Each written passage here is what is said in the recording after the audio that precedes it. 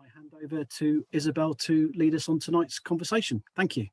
Oh, sorry, one last thing. I should say we will be done no later than 8 p.m. So if at 8 p.m. I will be, if we're still talking, I'll be rounding it all up and bringing us to a close. Thank you. Over to you, Isabel. Good evening, everyone. So my name's Isabel Pettinger and I'm the current chairman of Chippenham Youth Council. And our presentation this evening is our guide to making Chippenham greener through transport. So I'll pass on to Hattie. Hi, I'm Hattie Ald, current Vice Chair of Chippenham Youth Council. So what is climate change? The United Nations defines climate change to be the long-term shift in temperature and weather patterns. These shifts may be natural, but human activities have been the main driver of climate change, primarily due to the burning of fossil fuels, e.g. coal, oil and gas, producing heat-trapping gases.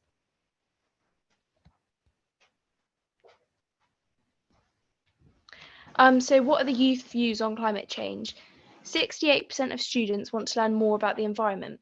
70% of teachers feel they haven't received adequate training to educate young people about climate change. 90% of teachers believe climate change education should be compulsory in schools. 35% say climate change is rarely mentioned and is not taught outside of the compulsory curriculum. In a recent survey, 907 of Chippenham's young people, 42% walk or cycle to school and activities, meaning 58% use vehicle use. So what impact does climate change have on our community in Chippenham? So it causes more extreme weather events. So this is why we're seeing abnormalities in our weather. So why a few years ago we were getting snow back in March, or why it's much hotter in the summers than we used to remember. It also has decreased air quality. This can contribute to cancers, CVD, which is cardiovascular disease, asthma, and many other illnesses. It also contributes to the spread of disease transmitted through insects, food and water, and the damage to our ecosystems. So for example, bees. These are vital to our food system as they pollinate our crops. However, without these bees, our food security is at risk. And therefore, because of unreliable seasons, bees find it harder to nest and feed.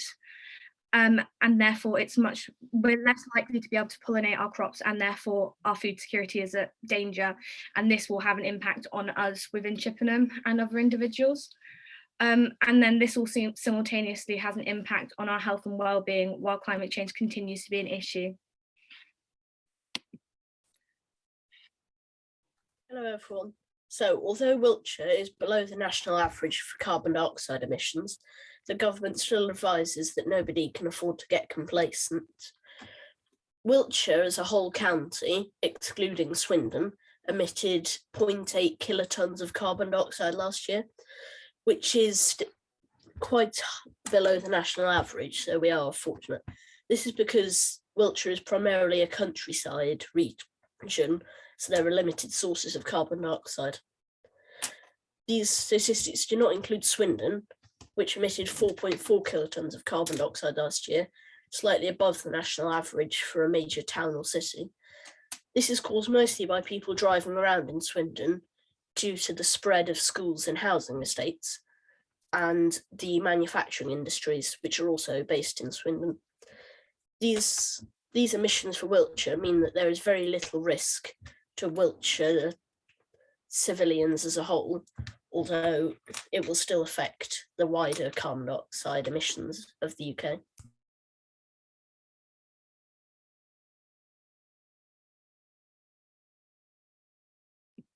So the role of transport in the climate crisis. Top consumers of fossil fuel and major contributors to air pollution, and it generates a variety of emissions that impact the climate. The transport sector is unfortunately now the leading source of carbon pollution, accounting for 26% of global CO2 emissions, and this is also rising.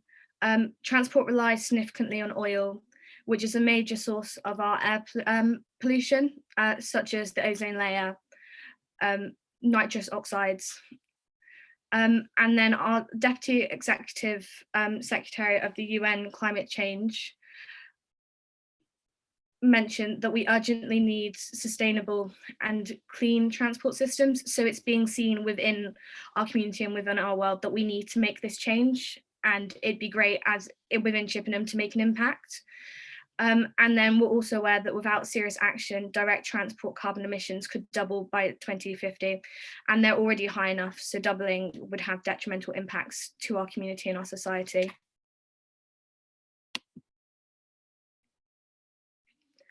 So different ways of transport in Chippenham that can reduce our carbon footprint. So walking, maybe even a walking bus to primary school. So this is the idea of picking people up from certain stops and then walking to school, usually with a parent or guardian.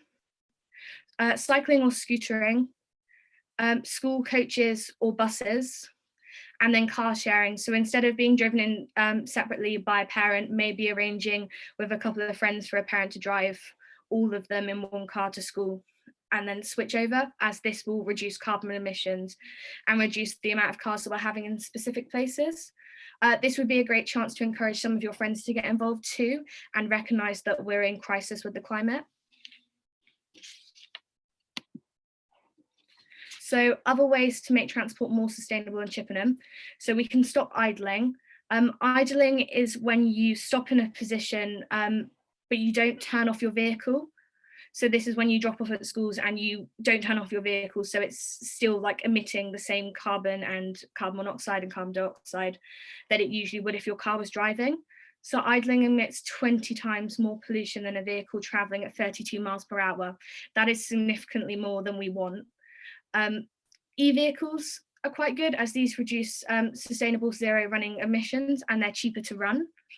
And then school drop-offs can be made further away. So for example, instead of having the school drop-off on Hanshewish premise, maybe having it away from Hanshewish Lane or dropping young people off at different places, and therefore idling is not happening in these drop-off points, because we're aware that young people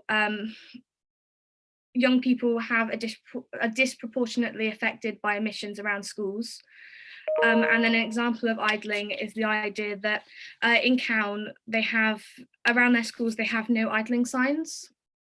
So this may be a great thing to implement into Chippenham to encourage young people and parents to not idle when dropping off their children, as therefore this will reduce the carbon emissions.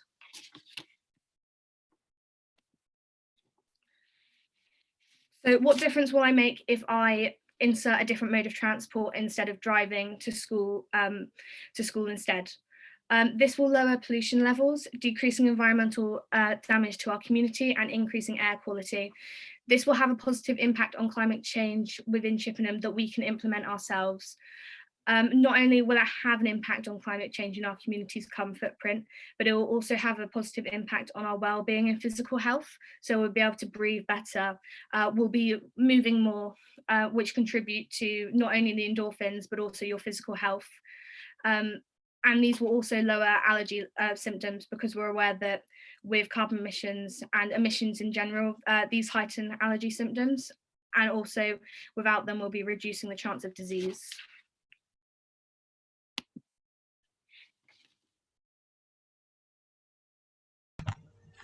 Some inspiration.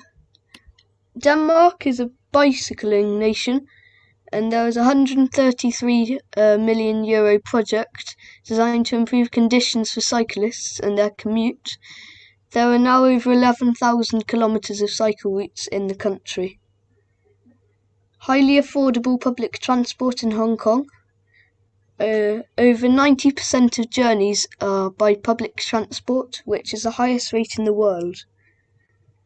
Southwark Cycle Buddies scheme, which pairs an inexperienced or nervous rider with an experienced cyclist in their own area. And Transport for London's 20-minute challenge.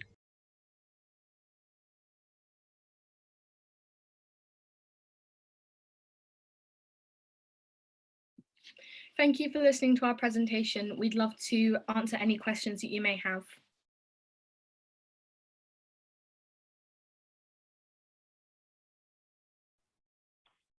Thanks, Isabel, and the rest of the youth councillors. That was a really informative presentation. I just wondered, your thoughts on what kind of barriers you think that young people, or just people in general, they have towards making decisions for more sustainable transport.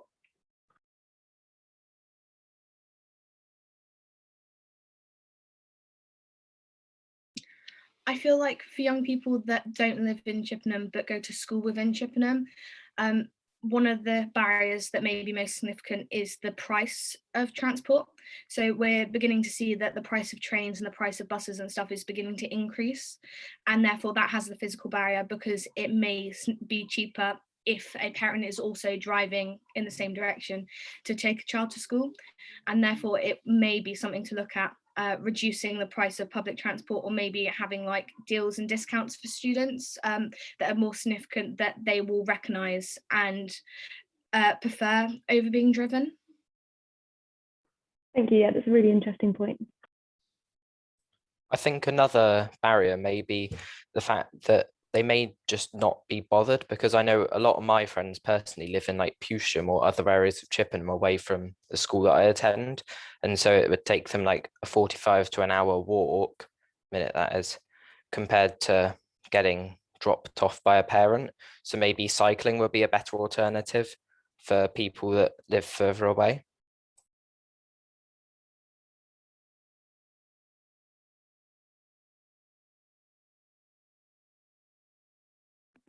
Got a couple of we've got a question in the chat and a raised hand. I'm going to go to the question in the chat first from Melanie. Do you think the default should be children go to the local school and the exception to apply for a different school? Do you have any thoughts on that, council members? Personally, I don't think it should be that a child has to go to the school that they're local to, because it could be detrimental to their education, because quality of school is one further away. Because I know Harden, Hewish and Sheldon are very reputable for secondary schools, and if you lived further away, you might want to make the travel to go to that for the benefit of your education, compared to a maybe less reputable school nearer to you. Yeah, I just think you've got to be conscious when choosing your schools, if you're able to get a bus there, say if you live further away, or make another like decision such as like other public transport. Thanks so much, Liz. You've had your hand up for a while. What's your question? Thank you. Yes. Thank you very much for the presentation. That was really, really useful. Lots of good information. I was just kind of wondering what kind of initiatives you thought we could do to kind of encourage people in the community to kind of get out their cars and kind of be more active. I think definitely one measure we could take is seeing about lowering bus prices and lowering train prices in the places surrounding Chippenham. I know that's not particularly easy, because I know our buses, I'm pretty sure they're privatised companies and not one single company, but any way that we could persuade them to do that may make a positive impact.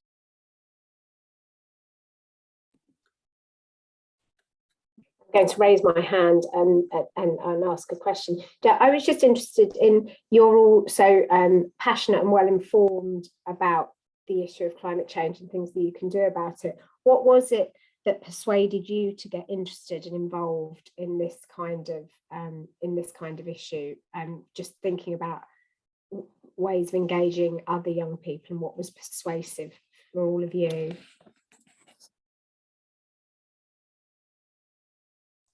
The reason it kind of came to my attention over other issues was due to the fact that it's going to affect our generation's future more than anything. And it's going to be directly impacting us when we're older and future generations after that. So you really want to make the difference now, because this is the only chance we have. There's not going to be another chance. You can't roll it down to the other generations again, because then it will be too far past at that point. So you have to do something now. Very interesting, Tom. Was there a particular point in time or something you saw that like really made that come home to you? For me, it wasn't a particular time. It was just kind of a realization throughout kind of a period of time, I'd say, instead of just one significant moment for me. but others may have a different story and may have found like some significant speech that changed it for them. I'd say for me, even little things like learning about my GCSE geography, how even though some countries, even though we haven't been massively affected by climate change so far, many countries such as like Bangladesh, because they've got lower sea levels, no, they're above sea levels, lower than sea levels, something like that. They've experienced things like that, and same with a lot of other Eastern Asian countries, and it's seeing how they've experienced it. So that's possibly what's to come for us in the future.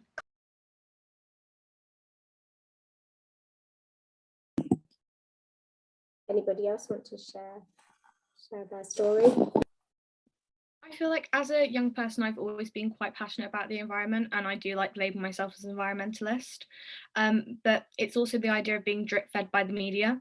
So young people nowadays, we're quite virtually social, and it's the idea of looking at the news or even like Instagram, and it's like the small things that you see, because the powerful voices tend to have more significance, and they tend to become more famous on social media, and therefore we're more aware of the impacts that we're making and how we should reduce emissions and reduce climate change.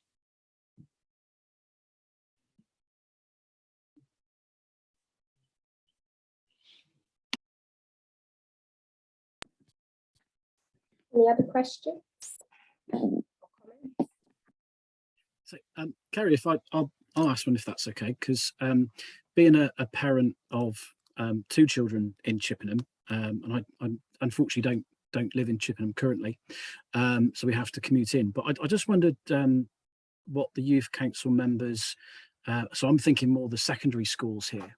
So on Harden Hewish Lane, I appreciate that's a really busy sort of round school pickup time and drop off timings in the morning can get really, really busy. I just wondered, I mean, what's your feeling seeing all those sort of cars at a standstill, idling? I mean, I know we've spoke about idling, but what's your sort of opinions on it, or even have you even thought about sort of bringing it up with the school as well, and seeing if, I mean, what their viewpoints as well of having so many sort of people stuck on that road. There you go. Sorry, tried to frame the question appropriately, but yeah, it'd be nice to hear. I definitely view the idea of the cars idling around Hunch and Sheldon as a significant problem, because there are a lot of them, and then most significantly around school times when children are obviously there. I feel like something that we could bring up with schools is more like education and awareness into different modes of transport, so like cycling and walking and stuff, and then like better bikeability. This could then also lead to the fact of raising the idea of maybe dropping your children off, for example, by Lidl or down the bottom of the hill, so we're not having so many cars up by Hunchurch Lane.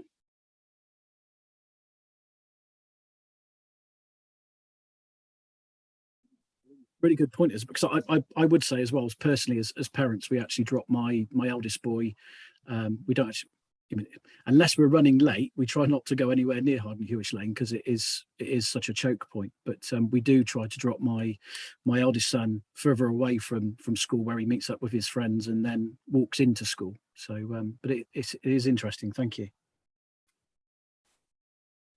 I know this is looking at more the wider issue as such, but I feel like if we could get better cycle paths in the area that connect up, then more people would be inclined to, say, cycle to school, or if they were to live further away, because I know I'm very fortunate. I live a few minutes away from Harden Hewish, so I walk there every day.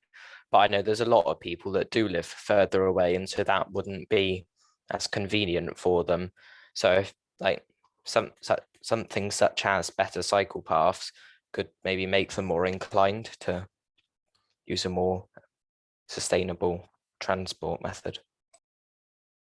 Yeah, in addition to that, with staying on the cycling point, at schools it's quite hard to actually be able to cycle to school. You have to get a qualification, bike proficiency with school. So if that was maybe that you could do it externally, or there was just a shorter assessment, I think that would definitely make more people inclined to cycle, just because that is quite a large barrier that you have to do the proficiency to be able to allowed to cycle to school and park your bike there. So I think we could definitely bring that up with our schools and see what we can do about that whilst keeping it safe.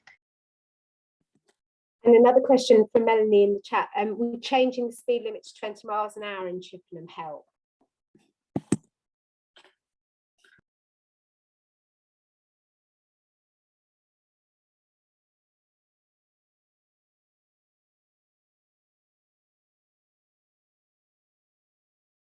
No strong views, nobody's wanting to say yay or nay on that one. I feel like in some way it would, but also the idea that we're aware that things like idling and stuff where cars aren't actually moving have 20 times % more emissions than traveling 32 miles per hour. So I feel like the main significant impact we want to make is stopping things like idling, which have higher emissions. Whereas although people would be driving slower and it'd be safer, there would still be there'd still be less emissions than other modes. And I just had a question. My children are a bit younger, so I'm not so aware of the sort of travelling to school on your own yet, but I do know about the idea of walking buses, you know, where groups of children congregate together and a walk to school en masse, as a way of kind of overcoming some of the challenges for everybody being able to walk their kids in at the right time. And I was wondering whether anybody had heard of similar schemes for cycling together. You know, for example, if young people on the way to school could congregate at 2 or 3 key points and cycle in together, would that make people feel safer in terms of cycling?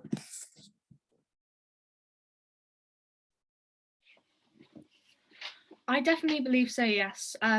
So obviously the walking bus is a really good idea for young people, for children, because obviously it's quite likely that people are going to live in similar areas due to how primary catchment areas work. I do believe that maybe having like a cycling bus would be a pretty good idea to encourage young people to cycle and feel safer on the roads.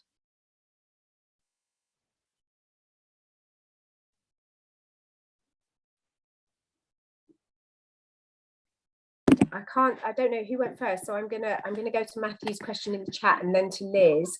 So Matthew in the chat, are you aware of the new highway code changes giving priority to pedestrians and cyclists? If so, have you noticed any difference? Yeah, so I'm aware of the new highway code, but I've not personally noticed anything immediately, just because I think it's been publicised to an extent, but not really on youth platforms. So I don't think many people are aware that us and cyclists have right of way. But I think if we made people more aware of it, then maybe people would be inclined to cycle and walk more. I feel like due to that, I think due to that, if more people are aware, they'd also feel a lot safer because they know that they have priority in the same way that zebra crossings provide safety for pedestrians, because they know that the cars will stop for them when they're about to cross, and so they feel less like they're going in the way of the cars, more that the cars are in the way of them as such. Liz, did you have a question? Yes, thank you. Do you feel that there are enough safe pedestrian and cycle routes around Chippenham for children that want to travel to school? And are there any particular routes maybe that could be improved? I personally think on the whole we are possibly lacking kind of a cycle route that isn't kind of on main roads, because I tend to, when you're driving around or when you're walking around Chippenham, you just see the cycle routes that kind of are on the side of the roads, and then they often cut off and cut back on when you get to things like roundabouts and junctions. So it could be, I'm not sure where it'd go, but it would be nice to see a more kind of secluded cycle route somewhere if that's possible, so it's not on such main road. So designated cycle paths as opposed to just kind of painted lines on the road that kind of suggest where cyclists should be. Yeah, okay, thank you. I feel like designated cycle paths are definitely more significant and better than just painted lines on the road. So being a cyclist myself, painted lines on the road, although they're indicating that cyclists cycle there, they're not always the safest places. and therefore having a path that's specifically for cyclists would encourage people to feel safer on the roads, and therefore we'd have an increase of people who would cycle. Do you think that this should be kind of a main consideration then in kind of any future development or redevelopment work in and around Chippenham? Yeah, I believe so. I also definitely think that that would be a strong thing, that wherever there's new development in Chippenham, they should definitely try and incorporate cycle paths more, because it would make it a lot easier on the development side of things to incorporate it as it's built, instead of just building all of the roads and stuff and then thinking, hang on, we've got to add some cycle paths somewhere, and then having them very unconnected and detached from each other in quite awkward positions, making them inaccessible to some bits. Yeah, most certainly, I agree as well with that. And possibly if new development did occur and it was on a larger scale, then linking those cycle routes up to maybe like a bike park or just general parks to kind of encourage that, and housing estates as well. So when you're going from, you can literally cycle to school, or you can cycle to town, or you wherever you need to go to, instead of cars if it's available. A really great question from Melanie in the chat about what do you think the next step should be on getting the idling out to a wider audience? So how can we help get the word out, and what do you think would persuade people to start to address their behaviour in that regard? I think the obvious answer is social media, because as we know, the world's becoming more and more tech reliant, and more people are using social media. And I think combining like how many people you can get with social media with some kind of standout facts, as we've seen in the presentation today, could really like change some people's opinions. I definitely agree. I'd also say the communication with secondary schools. So parents who drive are more likely to see and understand if we're sending emails out. And therefore, although social media is a great way to have people listen, to reach the audience of people who are actually driving the cars, then maybe the communication with our secondary schools, so Huncher, Sheldon, Abbeyfield, on the information of idling and how we can stop idling around schools, and the impact that it has when we do, and the impact that it has when we don't. Yeah, in addition to that, some cars now, they've made some cars, I don't know, I know my car definitely does it, but they make cars that kind of don't idle, so the engines actually automatically turn off when the car's not moving. So I think possibly promoting that to parents or an older generation may help in some aspect as well. And just as a quick follow-up on that, and then over, I think Heather has a question. Are there any particular social media platforms that you think are more effective than others for getting messages out? I think Facebook would be better to kind of get it to the older generations, because although social media as a general is seen as a very modern thing, I think older generations tend to use Facebook, and then like the younger generations, I know a lot of people in my year and such use it more Instagram, and then Twitter's obviously Twitter. How to damn a platform with faint praise. Heather, did you have a question? Yeah, thank you, Kerry. So it's sort of related to that and how you get the message out. But I just wonder if youth councillors have any ideas of how to really target young people. Obviously, you can speak to your people at school and your peers, but is there any methods you've thought about, maybe as a youth council, doing something to kind of encourage more people to use some of these alternative transport methods? Yeah, I'd like to hear any ideas on that one, please.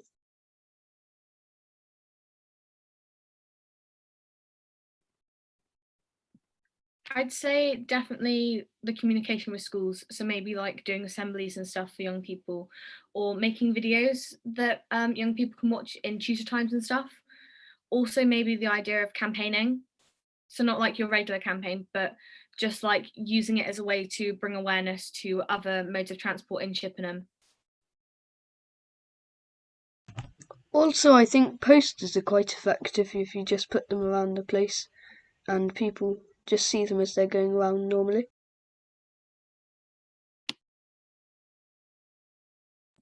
Anything else, or I'll go to interrupt me if you want to add anything else, or we'll go to Michael for another question.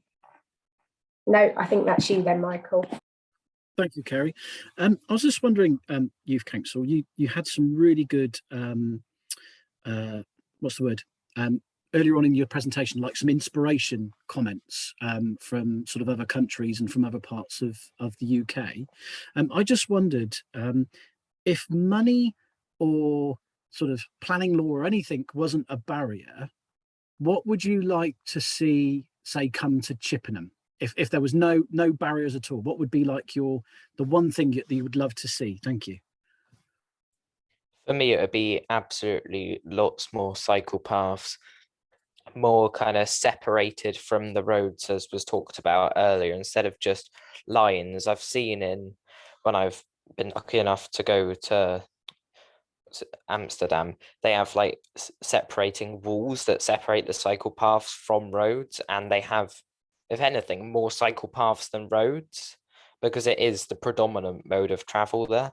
So I think if there were no barriers at all, separated cycle paths that are all connected up and you can access every main point in the town or city. For me, it would probably be kind of a free bus service for everyone in Chippenham, not just students, and like it kind of regular, so it's coming to places that people want it, like in very regular intervals. That would probably be my suggestion.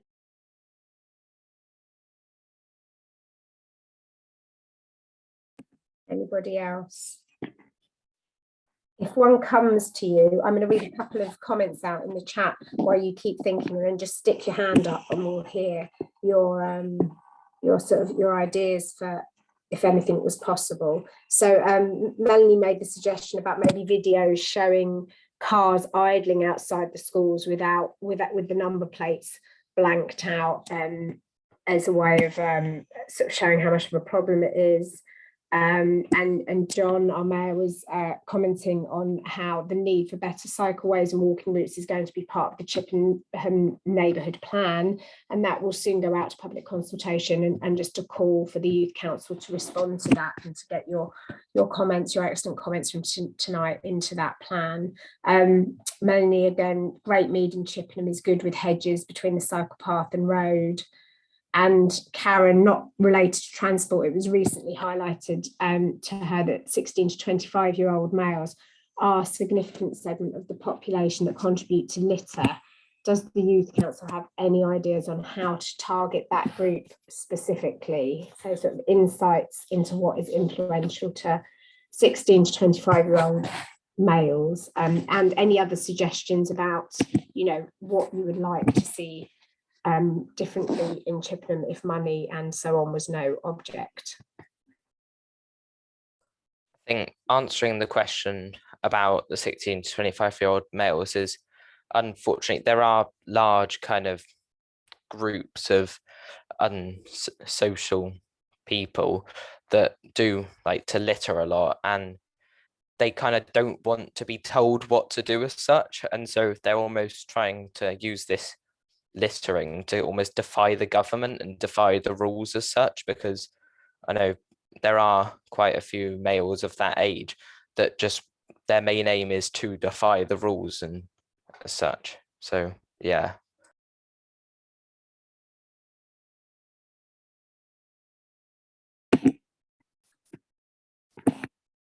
Any other comments on that, or the idling, or what you would like to be different if money and other obstacles weren't in the way? In relation to the litter, I do feel like litter enforcement is something that we should work on, especially if we're able to pick out certain groups of individuals who are more significantly likely to litter, that it may be a good idea to maybe try and target some of our education towards them. So instead of, as Tom said, them trying to defy the government, getting them to understand our viewpoint and maybe having some flexibility in our influence. And then my ideas, when we were talking about being able to change Chippenham without any ideas of money and stuff, I definitely agree with Tom with the idea of having cycle routes separated and stuff. So for example, as we mentioned earlier, Denmark spend a large amount of money on their cycle routes compared to anything else. And that's reflected in the amount of young people who cycle to school and stuff. So I visited the Netherlands a few years ago, and I went to a school and they had a large amount of like bike shelters and stuff, and it was completely packed because young people knew no different. So it's the idea of influencing and having those possibilities that young people can cycle to school feeling safe, or just cycle around Chippenham, for example, to go into town and feel safe. Thank you so much.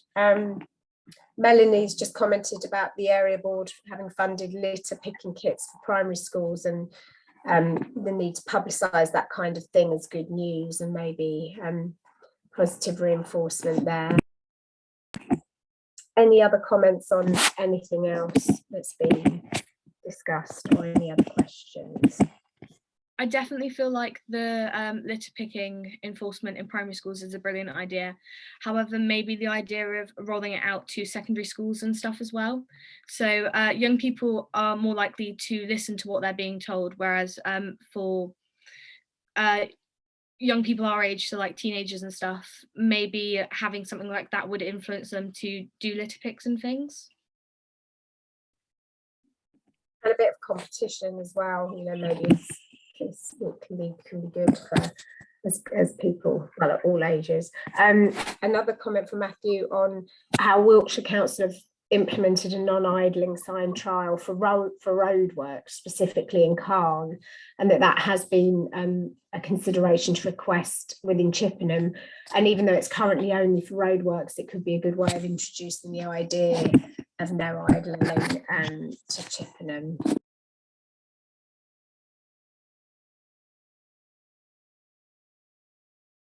No, I definitely agree. I feel like something like no idling signs would be great for Chippenham, even if it's just for roadworks now. We can always expand that out to being for schools and things. It's always good to see what happens first and then be able to expand and learn from that.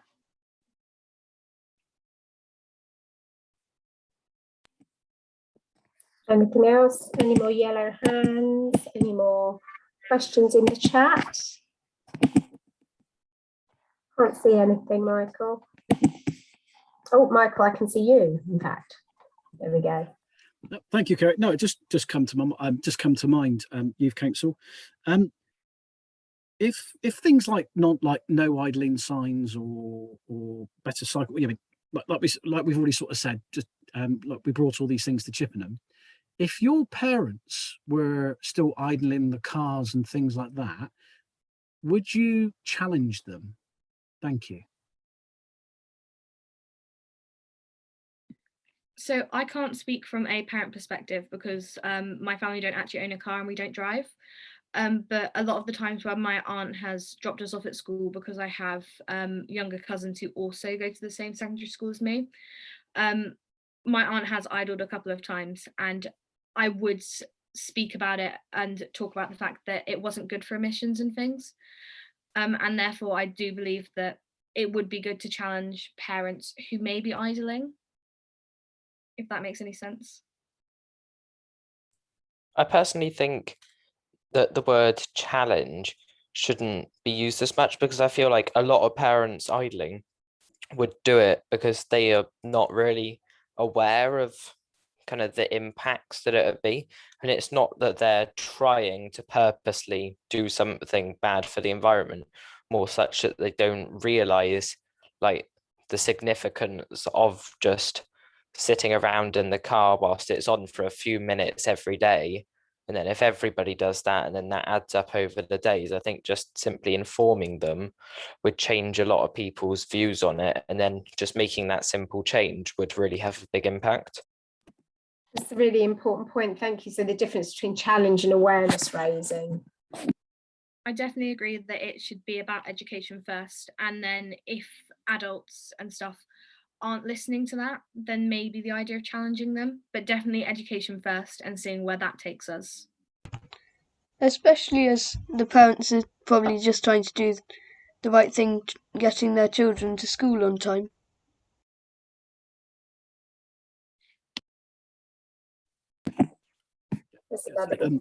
All I'll say is sorry. Yeah, no, you're right. Actually, education was the word. Sorry, I couldn't think of the right word at the time, and challenge is such a sort of maybe the wrong word. Educate and awareness is a lot better. Thank you.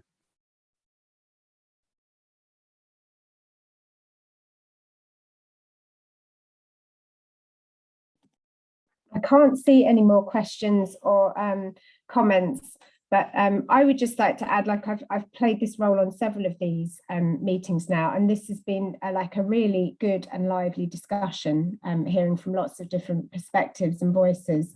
And so just to thank you for letting me be involved, and that it was very interesting and informative, and you're a very impressive bunch of young people.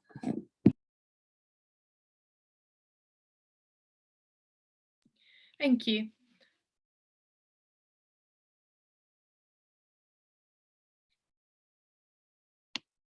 I think if there's no more comments or questions, I know it would be wrapping up a little bit early, but I just want to echo Kerry's comments there. Actually, I've been involved with every climate conversation so far, and tonight I thought we've had some really good conversation and some really good comments as well from our youth council. So I want to say, on behalf of everybody, a huge thank you to our youth council this evening for leading us on tonight's conversation.